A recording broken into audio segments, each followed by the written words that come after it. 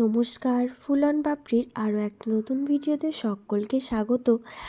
আজকের ভিডিওটা হচ্ছে হঠাৎ বিকেলবেলা একটুখানি ছুটি পেলে কোথাও একটু ঘুরে আসার জন্য মনটা কীরকম একটা করে, কিন্তু কোথায় যাব ঠিক মনে পড়ে না, সেরকমই একটা ভিডিও। আর শুক্রবার দিন দুপুরবেলা হঠাৎ মনে হলো যে একটুখানি বিকেলটা গঙ্গার ধারে ঘুরে এলে কেমন হয়। কিন্তু ডোডো গেছে স্কুলে। ডোডোকে স্কুল থেকে নিয়ে মাসির বাড়ি গেলাম ওর জামাটা চেঞ্জ করাতে। মাসিরা শুনে বলল, চল আমরাও একটু গঙ্গার ধার থেকে ঘুরে আসি পুচকেটাকে নিয়ে। সেই মতো গঙ্গার ধারে গিয়ে মনে হলো যে খড়দাতে নিত্যানন্দ মহাপ্রভুর বেশ কিছু মন্দির রয়েছে, যেখানে বেশ কিছু সুন্দর সুন্দর জিনিস দেখার রয়েছে। তো হাতে সময় খুবই কম, 5:30টায় নাকি মন্দির বন্ধ, নেটে তাই দেখাচ্ছিল। তাই সেই মতো রিসরা থেকে ঘাট পার হয়ে চলে গিয়েছিলাম খড়দা। নিত্যানন্দ মহাপ্রভু বিবাহিত জীবনের বেশ অনেক বছরই এই অঞ্চলে কাটিয়েছেন তার 2 স্ত্রী এবং সন্তানদের নিয়ে। তাদেরই প্রতিষ্ঠিত রয়েছে কিছু মন্দির। ঘাট পেরিয়ে চলে এসেছি খড়দার লঞ্চ ঘাটে। এখান থেকে খানিকটা ওই 1/2 কিলোমিটার মতো হাঁটলেই পৌঁছে যাব নিত্যানন্দ মহাপ্রভুর মন্দিরে।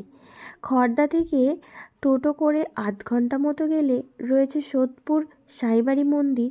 সেটাও যাওয়ার ইচ্ছা থাকলেও সময়ের জন্য আমরা গিয়ে উঠতে পারিনি। তো চলুন প্রথমেই যাব নিত্যানন্দ মহাপ্রভুর যে মেন মন্দির সেটা।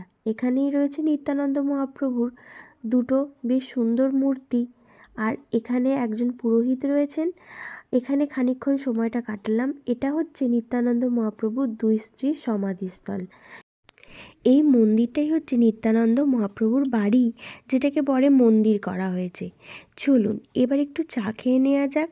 তাই রাস্তার মাঝখানে একটা চায়ের দোকান দেখে সকলেই আমরা একটু চা খেতে বসে পড়েছি। যে যার পছন্দ মতো লাল চা, দুধ চা এখান থেকে অনায়াসেই খেয়ে নেওয়া যেতে পারে। আর এইটাই হচ্ছে মন্দিরের সেই বাইরের দিকটা। এখান থেকে অটো বা টোটো ধরে আপনি যেতে পারেন সোদপুর। এবার যে কৃষ্ণের মন্দির রয়েছে সেখানে পুজো দেওয়ার ডালা আপনি এখান থেকে সংগ্রহ করতে পারেন। এই দোকানেই জুতো রেখে এখান থেকে ডালা কিনে পুজো দিতে পারেন মন্দিরে। হ্যাঁ, আরও একটা কথা, মন্দিরে ভোগেরও ব্যবস্থা রয়েছে। মন্দিরে ভোগ খেতে চাইলে 120 টাকায় 13 রকম পদ দিয়ে আপনি অনায়াসেই ভোগ খেতে পারবেন, কিন্তু তার জন্য আগে থাকতে মন্দিরে ফোন করে নাম লিখিয়ে রাখতে হবে। ছোট্ট পুচকে একদম গোলাপি পরি আর তার সাথে একটু খুনসুটি সেরে নিয়েছি। আর এবার গুটি গুটি পায়ে যাব মন্দিরে, সেখানে পুজো দেবো, খানিকক্ষণ সময় কাটাবো। মন্দিরের ভেতর ছবি তোলা নিষিদ্ধ, তাই জানি না কতটুকুনি কি দেখাতে পারবো। আপনারা যদি আসতে চান অনায়াসেই বিকেলের অল্প সময় নিয়ে চলে আসতে পারেন এই সুন্দর জায়গা উপভোগ করার জন্য। মন্দিরটা অনেকটাই পুরনো, যার ছোঁয়া মন্দিরের সাজসজ্জা এবং চারিদিকেই রয়েছে। মন্দির তো ঘোরা হলো, এবার ফেরার পালা।